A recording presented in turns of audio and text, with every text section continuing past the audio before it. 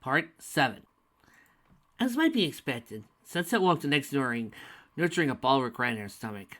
Slightly to her surprise, she found that Sonata's arm was still around her. For once, she was breathing rapidly, rather than snoring. Her breath was warm on Sunset's back.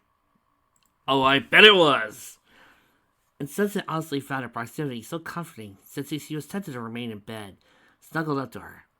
But she couldn't. They both had work to do. Carefully unwinding Sonata's arm from around her middle, she sat up and pushed the hair out of her face. She paused a moment to look down at Sonata, the flood of uncertainty and doubt returning to her. But something was different about it. It no longer seemed to have teeth, no longer gnawed at her as it had before. A natural smile spreading over her face. She leaned down and kissed Sonata's cheek. "Thank you," she whispered, standing up. Stretching her arms over her head, she headed out to make breakfast. As usual, the smell of cooking food soon drew Sonata from her slumber. She answered the kitchen area, yawning, pulling at the shoulder as though it were sniff. "I smell bacon!" she sang. "Really?" Sunset smirked, flipping several strips over in the frying pan. "I can't imagine why." "Smarty pants," Sonata chided, poking her in the upper arm. Sunset watched Sonata skip into the living room and pick up 2 paintbrushes, one in each hand as though she was going to start painting 2 things at once. Then she started laughing as Sonata did indeed try to start painting 2 things at the same time. "You're good," Sunset chuckled, "but I don't think there are many people who are that good." "There aren't that many people who are trying," Sonata said, as though she were exploring a captain on a main voyage to unknown seas. Sunset cracked up a little more at that. "Well, you'll need your energy first. Come get your bacon. Want some eggs?" "Silly Simi," Sonata teased. Sunset felt a tingle as she said, "I want so many eggs I'll be sick." "You'll get 2, Sunset told her. "You're certainly in a good mood today." "Why wouldn't I be?" she asked joyously, throwing her arms around Sunset's shoulders. "I had the best sleep ever." "It couldn't have been that good," Sunset chuckled, sliding the bacon onto the plate. "Yeah, come on." Sonata gave her a little shake. "I feel sad about your thing that you won't tell me about." Sunset considered. She not really understood why she felt so miserable yesterday. She knew why, but didn't comprehend it. Nonetheless, it seemed to have diminished now. She smiled. "No," she said honestly. "I probably shouldn't have." She shook her head. "No, I'm not anymore. Thanks for keeping me company, you know." This seemed to make Sonata much happier. She gave a squeak of delight, seized her bacon, and danced onto the living room, where she promptly got onto the couch and switched the TV on. "You're welcome," she said, smiling sweetly over her shoulder. "And thank you, all breakfast guys. Please bestow upon dining circles of yumminess." Sunset gave a magnanimous gesture. "I hear your worthy prayers, my child," she said in deep, dirty tones, tossing a finished eggs over to her sofa. Sonata lifted her plate to the predicted landing site and puffed the air when it landed unearthly. "5 points for Ravenclaw." Sunset came to sit next to Sonata, both tucking into their breakfast. No matter how Sunset looked at it now, it was glaring obvious. She wondered to herself vaguely how obvious it had been. She remembered Pinky teasing her about it in Whitetail, Rainbow Dash in Baltimore, and the funny looks she sometimes got from other friends and schoolmates. If it had been obvious to him, why not her?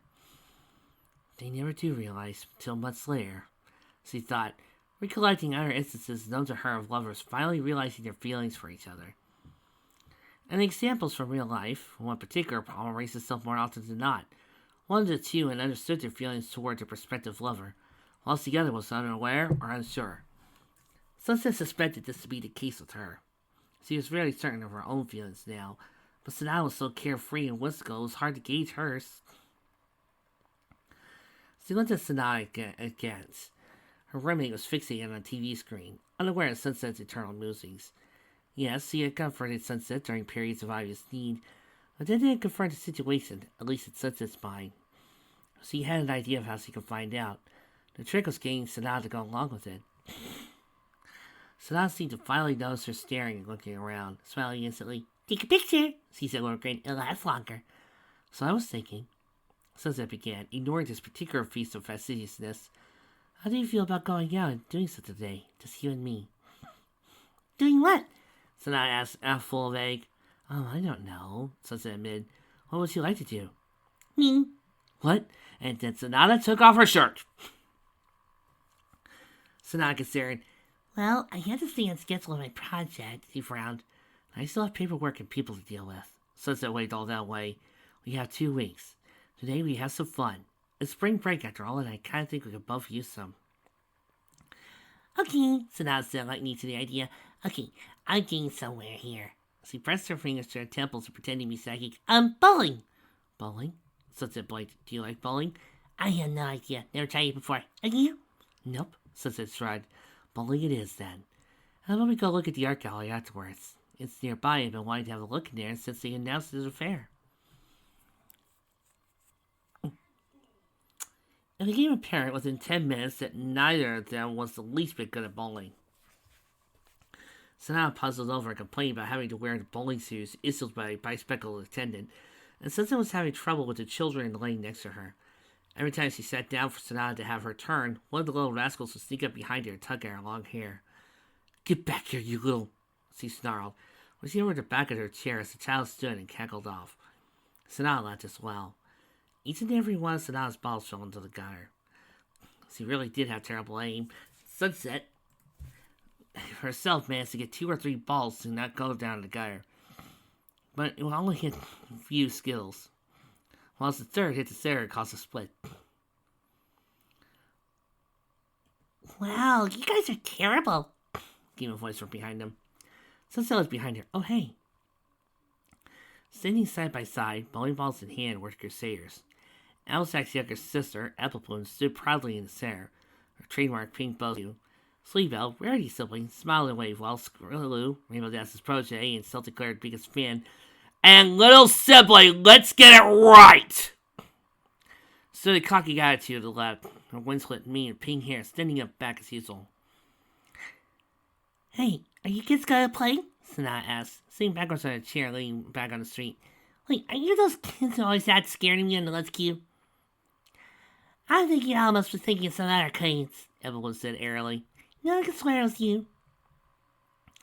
We're totally awesome at this game, Schoolin changed the subject at top speed. You watch. I bet at least half of our tries are strikes. We better. We've been coming here for like 2 years. It became apparent that School's boasting was without merit. She, Applebloom, and even Sleebell bowled with a rhythm that spoke of much practice. Sonata seemed to become jealous, hanging out the edge of her seat and leaning to the side whenever a ball went off course, as though trying to physically change its trajectory. Why didn't you guys just put the guardrail out? Sleebell asked curiously. The what? The guardrail, Skulu said, in full I know better than you mode. Like that kid. She pointed to a lane several rows over, where a kid in a propeller hat was somehow managing to roll a bowling ball in one hand, while seemingly playing a handheld game with the other. The ball rolled down the lane in a zigzag, bouncing off the small rails of either side of it. You're so talented, Sleebell said dreamily. Seriously, I don't get what you see in him, Skulu sighed. I just say he's talented. What? Play that stupid game all day? You think that? Sleebell's face turned pink, getting Skulu's face. Stupid game, stupid game, stupid game, Skulu taunted. Girls, louder, will you higher? We're dragging the sign! Evelyn's eyes showing apart. Let us sell this like ladies. She raised an arm and pointed dramatically to Lane. By the noble sport of bowling. You 3 have way too much energy. Sunset smiles, the 3 of them continue their game. You want to be your boyfriend, Sweet. Why don't we try matchmaking again? School asked. Sleebell transitioned clearly from suggestion pink to embarrassed scarlet. No, she cried. Cover your mouth, everyone went there. I mean, that was a disaster. Never again. Oh, come on, School waved her attention away. You're still glued to the screen to notice that chocolate in your hair. Ugh. Matchmaking? Yeah, Applewood said, sitting down next to her so Sleebell could take her turn. Trying to ignore the crash of ball skills for the unnecessary hard throw. Applewood was saying, Slice that button, mice, kid. She pointed down the lanes to the kid in the propeller hat. So y'all tried to see if our special talent was matchmaking and tried to get into gear. Well, he didn't go as sweet playing, School admitted. Ugh. We tried the same thing with my big brother and Miss Tearling, and that kinda worked. Oh, well, how does that even make sense in this world? Flake? I think you're starting to lose the plot! Everyone went on. Something seemed to occur to her. Nothing I ain't space with someone? Sunset thought about this out over her question. While she pondered the appropriate answer, Skulu sat next to Applebloom. Sure she does, She likes the last century guy. Sunset blurred. No, No, so used to go out with him, but she doesn't like him anymore. Apple corrected. Guys, Sunset weakly. She went to Sonata for help, but it disappeared to the snack bar. Why not? Scooter asked. He's kinda hot for an older guy. Ugh, Sleepbell cried for a third time. He doesn't like Flash. He just used to get more popular. She went to her friend's entire direction. We already explained it to me. Well, Scooter said, impressed, you were a terrible person. I know, Sunset mumbled, feeling increasingly more annoyed at the trio. So who do you like now? Evelyn asked. This was where Sunset made a fatal mistake. Her eyes involuntarily glanced sideways to Sonata at the snack bar, who unfortunately was all alone. She blessed her mistake. Neither Skulu nor Sleeba caught it, but Applebloom, perhaps for being around her only 2 prospective sister, narrowed her eyes. Her? Applebloom asked, sounding incredulous. Her what? Skulu asked. She likes blue hair, Applebloom whispered conspiratoriously. Tracely, the heat in Sunset's face burned worse.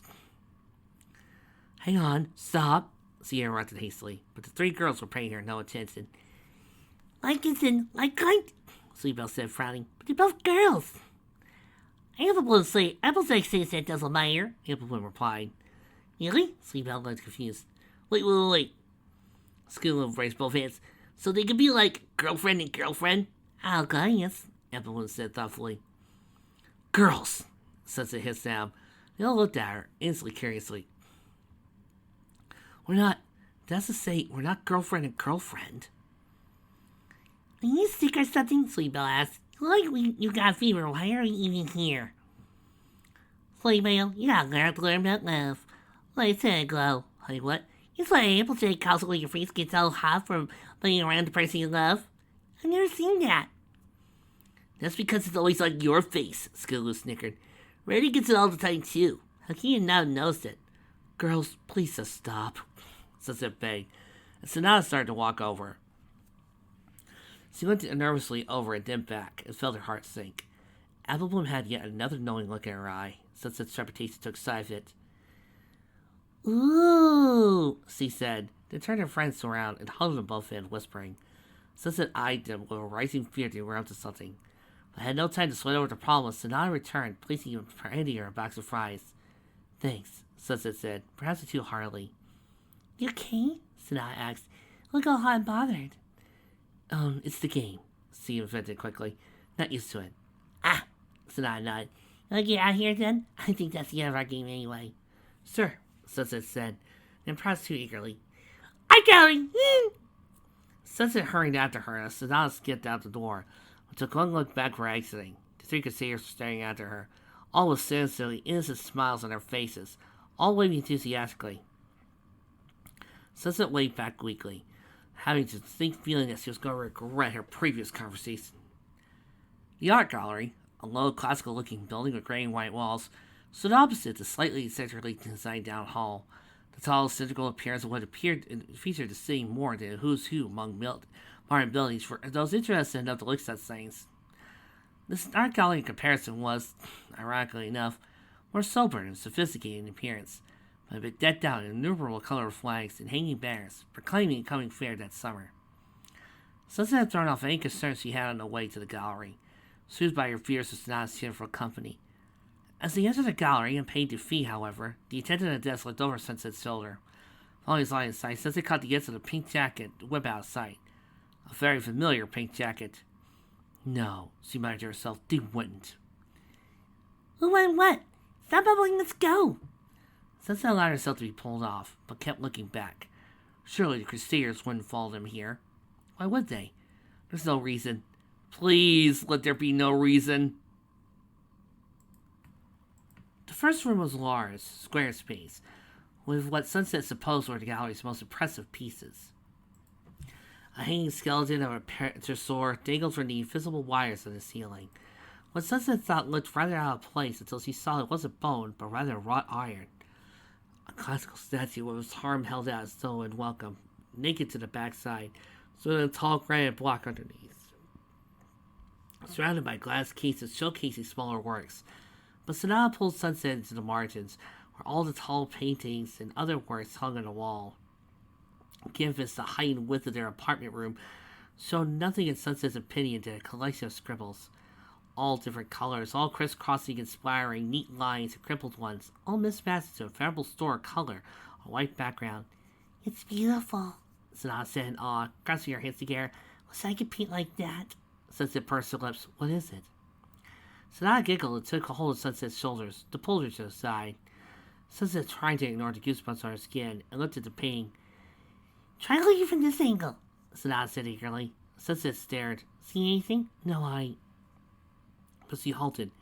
She craned her neck a little and finally saw what Sonata was indicating. From directly in the center of the picture, a number of seemingly random lines and squiggles coalesced into a recognizable form. "Well," she whispered. "I know, right?" Sonata said excitedly. She began to explain what it was about this picture that allowed her to do this.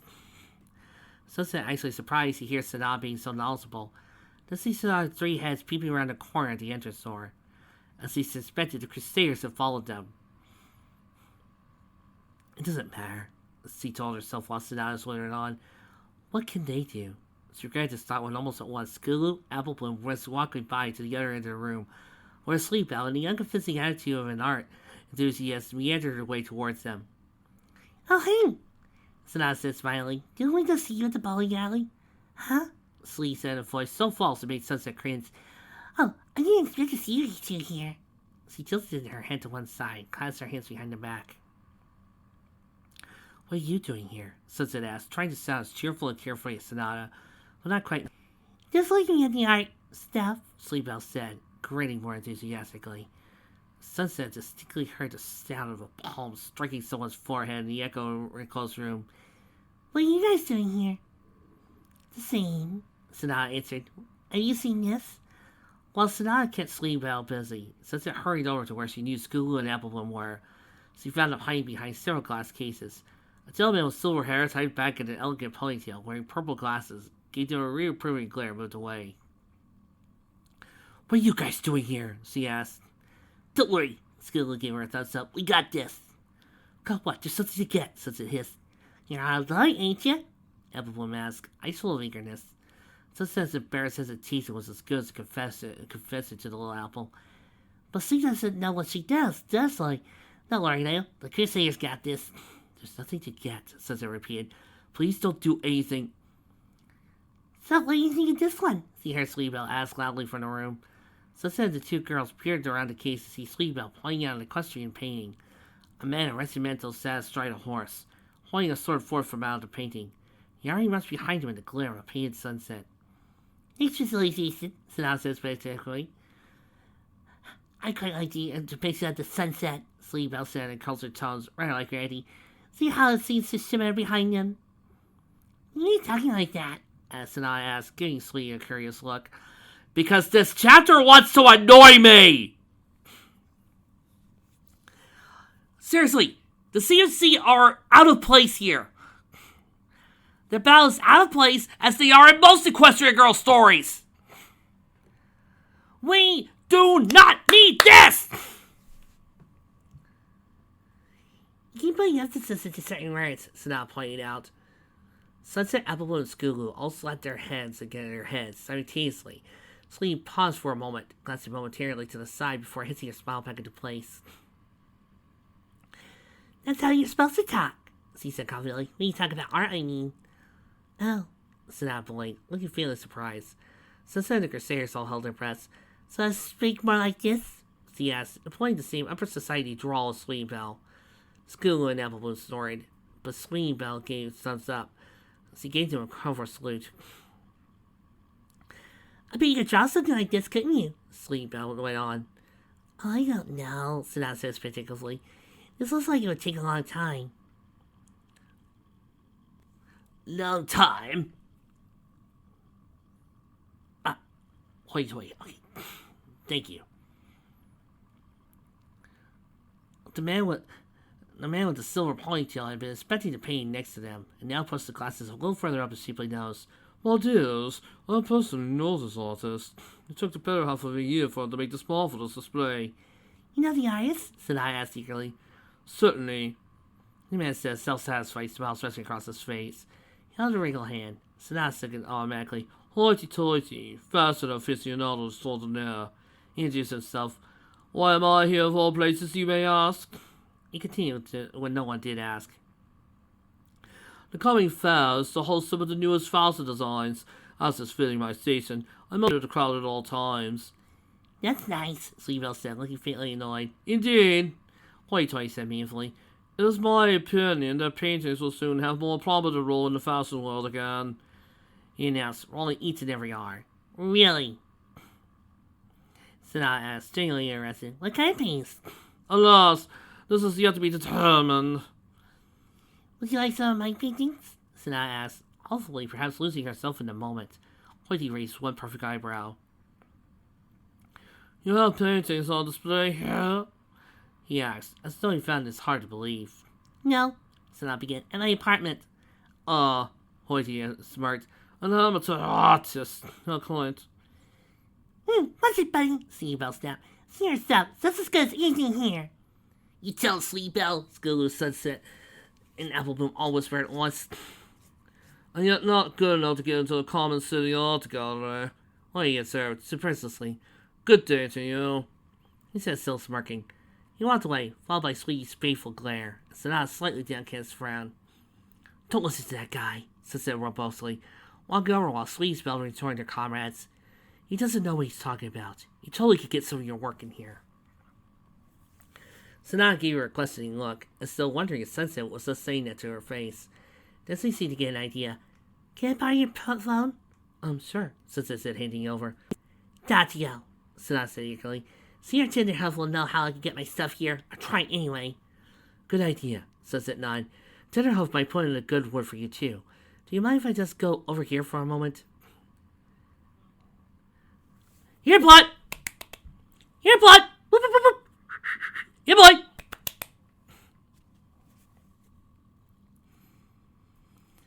Sunset hastens and goes back to the Crusaders who are in solemn conclave.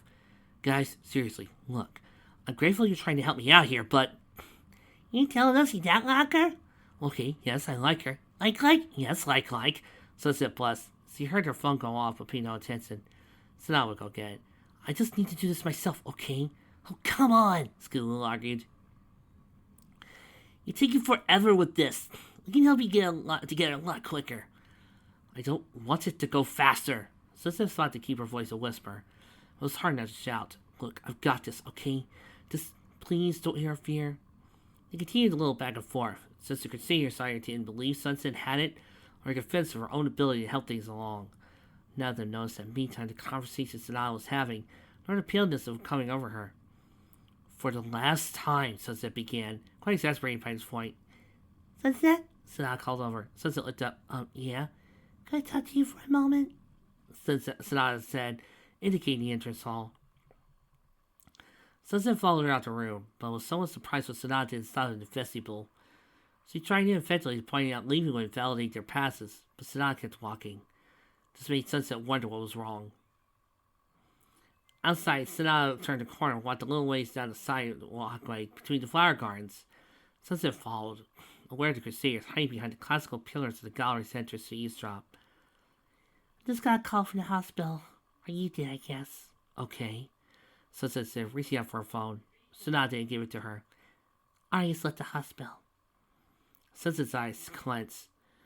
She discharged herself? She asked aghast. The feeling of the previous day bubbled up from the day before, slowly feeling its way back into her system. No, she just disappeared, Sonata said calmly. That struck Sunset as a little odd. It still did the steady stare Sonata was giving her. Her magenta eyes bored into Sunset's own. Oh no. No, don't you do this! Sunset, did you visit Arya yesterday? Oh, no. Don't. Sunset paused. Yes, I meant to tell you. You were asleep when they called in. What did you say to her? Sonata cried across her. Sunset paused again, feeling crept up further, beginning to ball in her throat. What do you... Sunset, please tell me the truth. What did you say to her? Sunset stared at her for a long moment. Her first instinct was to lie. to cover up what she had said. She opened her mouth to spare at the very least half-truth, but then too late found herself completely on flight. The feeling stealing up inside her, Sonata's imploring eyes entirely cut it off. She was reminded irresistibly of her talk with Arya the day before, only now the roles were reversed. She was on the defensive, and it was for this new dynamic that she finally saw this feeling for inside what it was. She had felt guilt before. Oh, how she felt it. Those days since her defeat had heaped upon her every time she went to the snowy face-mates, whenever people shied away of her, whenever she saw the lingering fear and resentment in the eyes of her former victims. But this guilt was not like that. This was different and unfamiliar. It twisted inside of her and grew spines, latching on like thorns. Fick, if you're going to pull this third act breakup crap, I'd just like to say right now the only thing that's going to keep me distracted is trying to figure out how in the ever-loving hell did Arya manage to leave without, anybody noticing. This should just be a, hello, your sister's leaving. This should be a, your sister just disappeared announcement. And the CNA, who was on call, still needs to report to me for butt whooping. Sonata did not look angry. It would have been better if she had. Still, her face drained more and more of color, eyes brimming with tears. Unseen by either of them, the Crusaders all looked on in awkward silence. Sleebell, tearful and stricken, while Skulu and Applebloom went faintly sick. When Sunset finished, Sonata looked so hurt, Sunset wanted to cry. I'm sorry, she said, her throat dry. Sonata didn't respond. She looked at Sunset through some uncertainty had been worn away from her. Instead, she turned to walk towards the street. Where are you going? I don't know. I just need some time to think. I'm sorry. I shouldn't have said, I'm not the one you should apologize to, Sonata replied. There was still no anger. It was just deep, sorrow, disappointed. I just would have believed it of you. You, of all people. Sunset couldn't think of nothing to say. Sonata carried on walking. She reached deep, broke down her barriers and tried one last desperate thing. One last truth that might have saved all hopes on this occasion. I remembered her. Can I go back to reading 7 Days to Study 2 now? Sonata, wait, please. I love you. A moment of absolute silence. Even surroundings seemed to have been quite to a dull hush. Slight wind picked up. What, no rain? Come on, let's dramatic it up! While he sighed, Sonata's ponytail failed to one side. Lowered her head slightly. Did not turn around again. 10 minutes ago, she said, finally succumbed to tears. It was hard to tell. The pain in her voice minced with a slight hint of a laugh that made Sunset's heart seem to get caught in her chest. You know how happy that would have made me. Sunset didn't go after her this time. Sonata tugged her wrist out of her grip and walked away from her. She just stood there, feeling so far everything around her might have been another world. She came to herself as she felt an uncertain grip on her arm. Leaning out, she saw Sleepbell, Art's green eyes shining without tears. Sorry, she said. In other words, she ran over to her friends waiting by the gallery ends. By the looks of their faces, Sunset imagined what she must have looked so utterly pathetic, and she had to admit, at that moment, she completely agreed with them.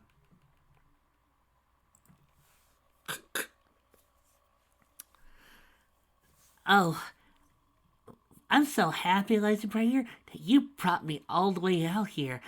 I could have sworn that you were mad at me for this third act breakup.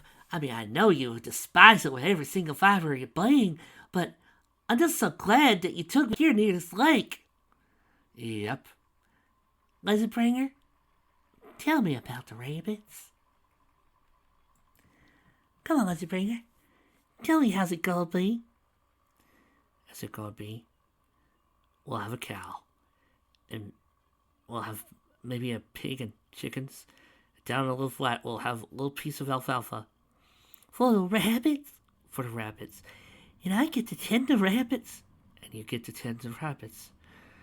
Live on the flat land? Yes. No.